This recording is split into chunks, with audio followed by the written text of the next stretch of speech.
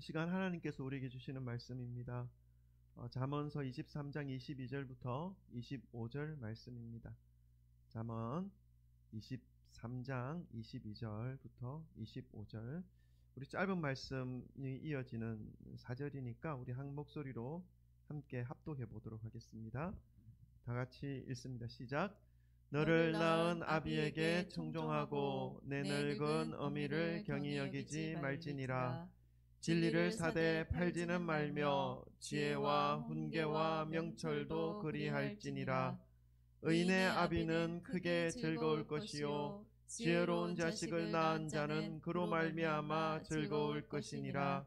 내 부모를 즐겁게 하며 너를 낳은 어미를 기쁘게 하라. 아멘. 할렐루야. 주 예수 그리스도 이름을 찬양합니다. 아멘. 지난 목요일이 어버이날이었습니다.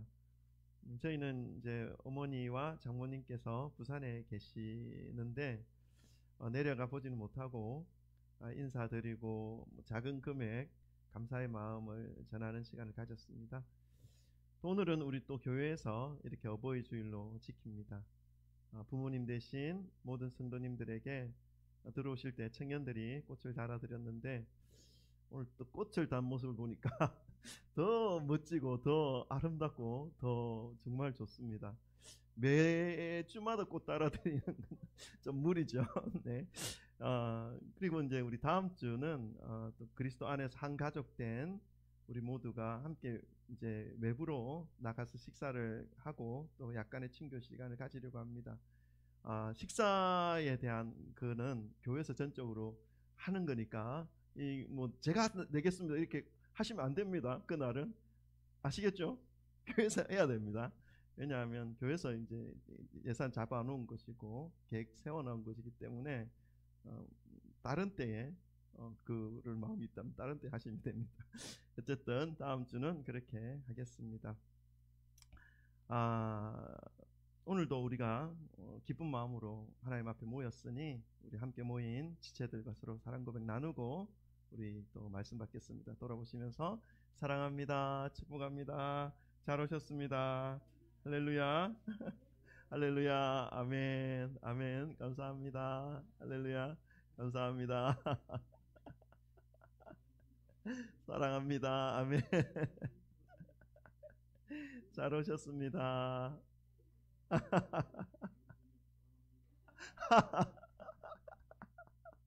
아멘. 할렐루야.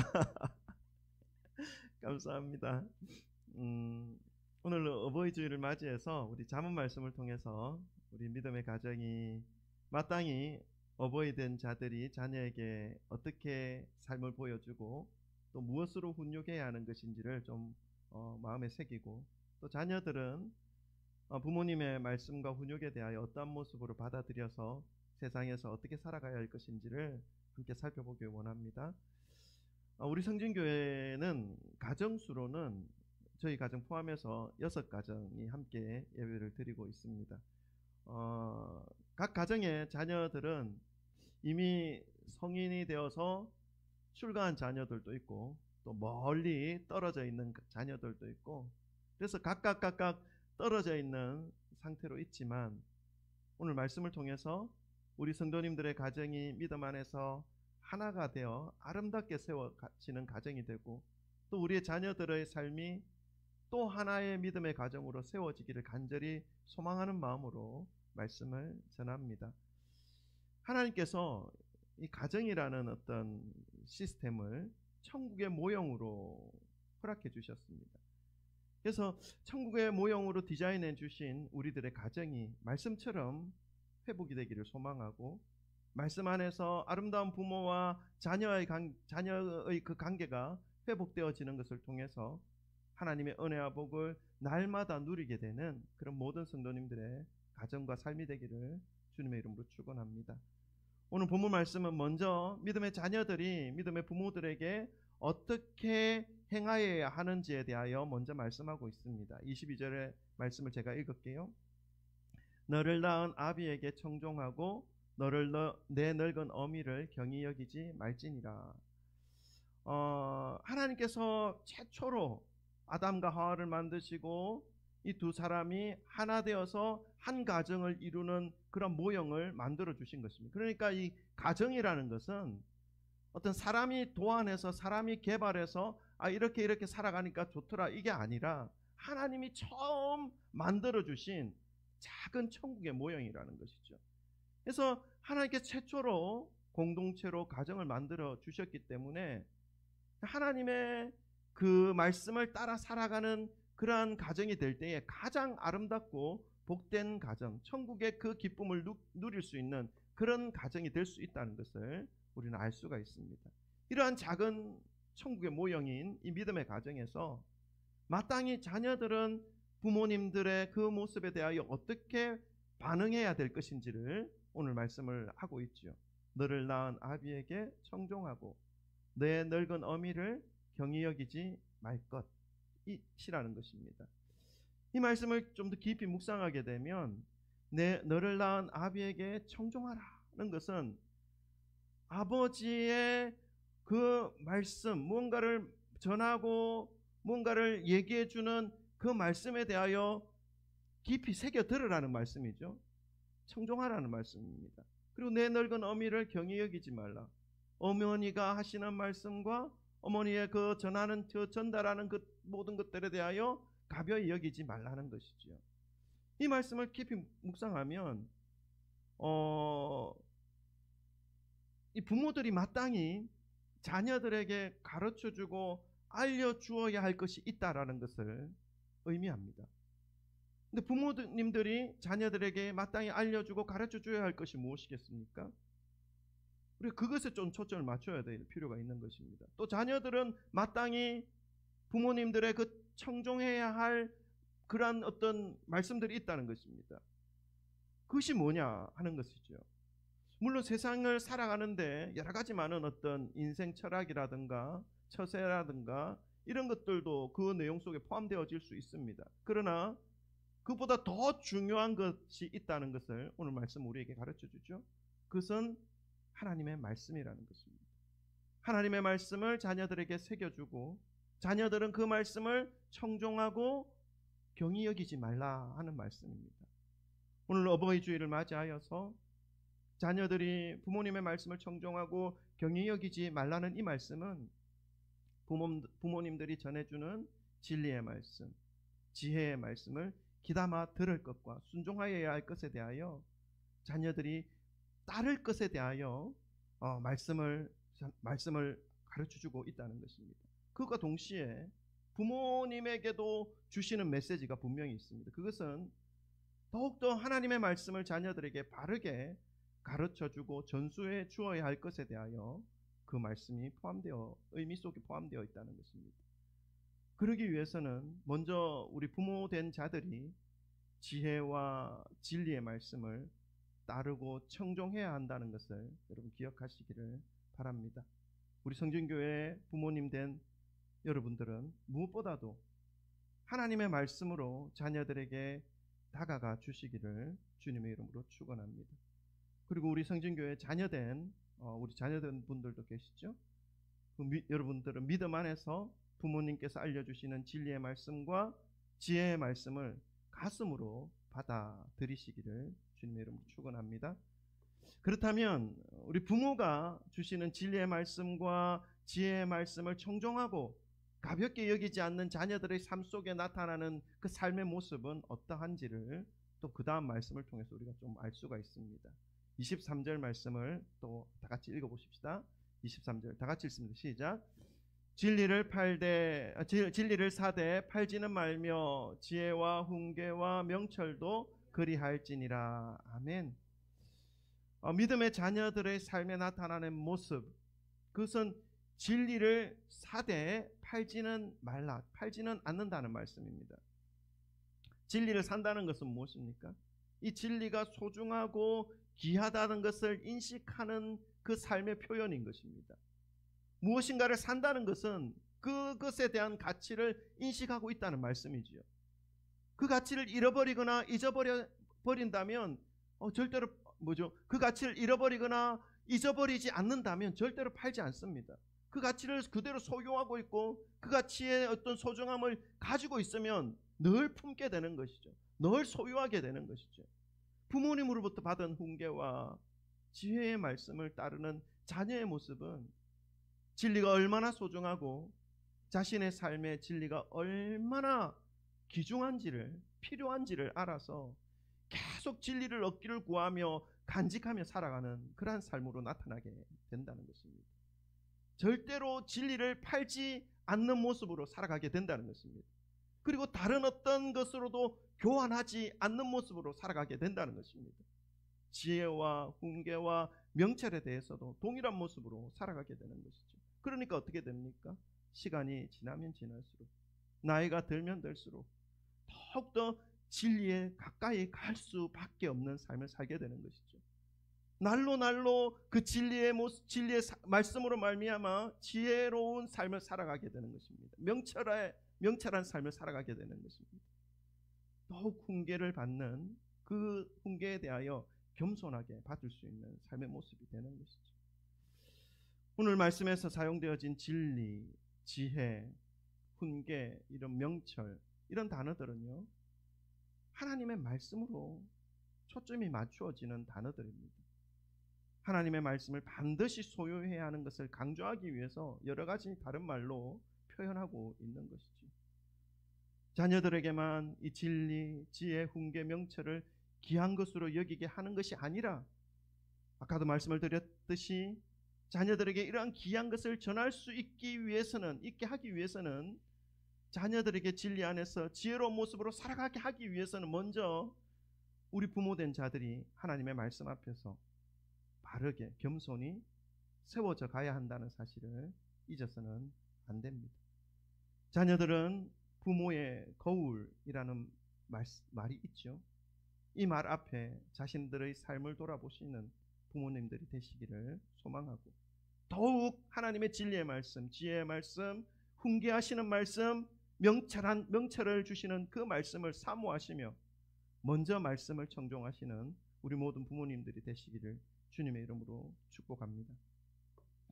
마지막으로 진리 안에서 훈계해 주시는 부모님과 그 모든 훈계를 청종하며 살아가는 이러한 자녀와의 관계가 결론적으로 어떠한 모습으로 열매 맺을 수 있는지까지도 그 다음 말씀에서 우리에게 가르쳐주고 있습니다. 우리 24절 25절 함께 읽겠습니다. 다 같이 읽습니다. 시작. 의인의 아비는 크게 즐거울 것이요 지혜로운 자식을 낳은 자는 그로 말미암아 즐거울 것이니라. 내 부모를 즐겁게 하며 너를 낳은 어미를 기쁘게 하라. 아멘. 의인의 아버지는 크게 즐거울 것이다 말씀합니다. 여러분, 아버지가 크게 즐거워할 것이 뭐라고 성경에서 말씀하고 있습니까? 그의 자녀가 의인이 되어서 살아가는 모습, 그것을 보면서 아버지가 크게 즐거워한다 말씀합니다. 자녀들이 의인으로 살아간다라고 하는 이 모습을 우리가 좀 깊이 좀 생각하고 묵상해 볼 필요가 있습니다. 세상 사람들은 물론 우리의 모습 속에도 그런 것들이 있을 수 있습니다. 자녀들이 어떻게 살아가게 될 때 우리가 기뻐하는가, 사회적으로 좋은 위치에 있고 그들의 삶이 넉넉하고 궁하지 않는 그러한 모습을 보는 것으로 큰 기쁨이 될 수도 있습니다. 저도 역시 우리 자녀들이 그렇게 살아가면 기쁨을 느낄 거라는 생각이 듭니다. 그러나 그것보다도 자녀들이 의로운 사람으로 하나님께 인정받으며 살아가는 그 자녀들의 삶을 볼 때에 크게 기뻐할 수 있어야 한다라는 것을 우리에게 가르쳐주고 있죠. 우리 모든 성도님들의 자녀들이 믿음 안에서 세워지고 하나님 안에서 의인으로 인정받을 수 있는 삶이 되기를 간절히 소망하고 기도합니다. 그리하여서 우리의 모든 가정들이 크게 기뻐하는 성진교회 모든 성도님들이 되시기를 주님의 이름으로 축원합니다. 가진 거 다 가지고 있고 필요한 것 부족함 없이 가지고 있다 할지라도 하나님 앞에 그 의로운 모습으로 살아가지 못하게 될 때는요, 오히려 그 가진 것으로 인해서 더 어려움을 겪을 수 있는 그러한 삶의 모습이 될 수 있는 것을 저는 여러 모습을 통해서 많이 보아왔습니다. 비록 조금 부족해도, 비록 가진 것이 조금 없어도 하나님 앞에서 믿음을 가지고 주님이 주시는 그 의의 길로 가는 그 사람들의 모습에 얼마나 기쁨이 넘치는지 저는 살아오면서 참 많이 보아왔습니다. 우리들의 삶이 그러한 삶을 살아가시기를 주님의 이름으로 축원합니다. 그렇다면 이 의인으로 살아간다는 것이 무엇이고 지혜롭게 살아간다는 것이 무엇인지 우리가 좀 알아야 됩니다. 성경은 의인과 지혜를 따로 분리해서 보지 않습니다. 의인이 지혜로운 자입니다. 의인이라고 할 때 이 의인은 하나님을 아는 것을 의미합니다. 하나님을 소유하고 그분을 믿고 그분을 따라 살아가는 것을 말씀하는 것이죠. 그것이 의입니다. 옳을 의, 그것이 옳다는 것이죠. 그런데 그 삶이 지혜로운 삶입니다. 동일한 것이죠. 잠언 9장 10절에 이런 말씀이 있습니다. 여호와를 경외하는 것이 지혜의 근본이요 거룩하신 자를 아는 것이 명철이니라. 사랑하는 성도 여러분, 이번 어버이 주일을 맞이해서 믿음을 가진 부모가 자녀들에게 무엇을 가르치고 전수해 주어야 하는지 말씀을 통하여 우리는 살펴보았습니다. 여러분, 자녀들이 잘 되기를 원하지 않는 부모가 어디 있겠습니까?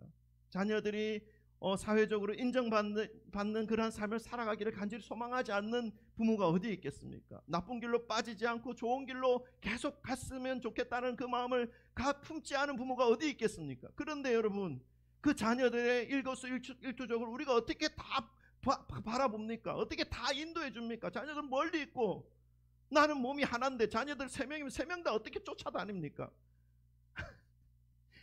불가능합니다, 여러분.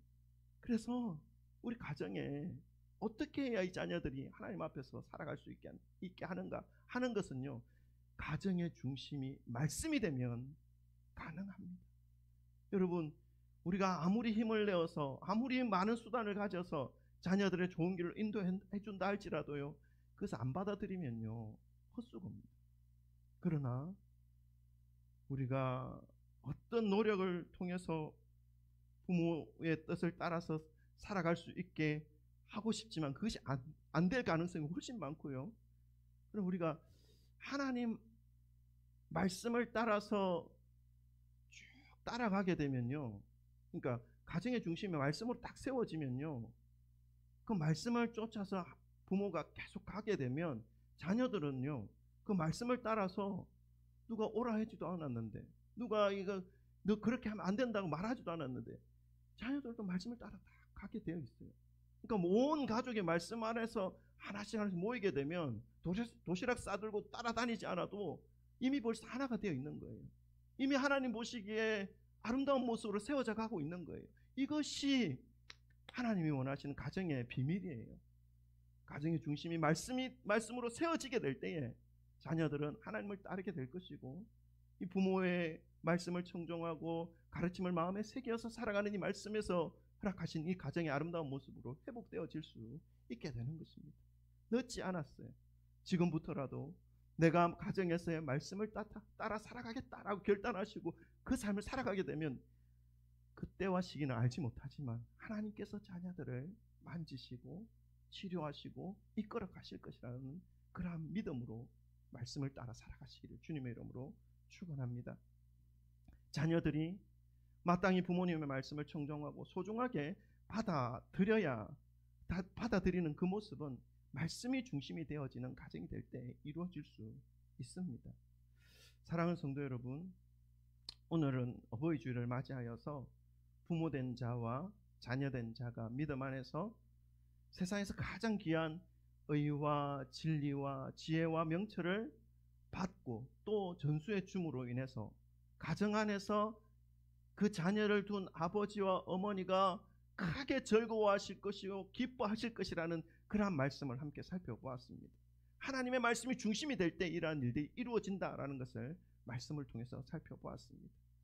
부모된 자로서 우리 자녀들이 진리 안에서 살아가는 그 모습을 바라볼 수 있기를 소망합니다. 그래서 더욱 감사와 행복이 넘쳐나는 그러한 우리의 가정들이 되시기를 주님의 이름으로 축복합니다.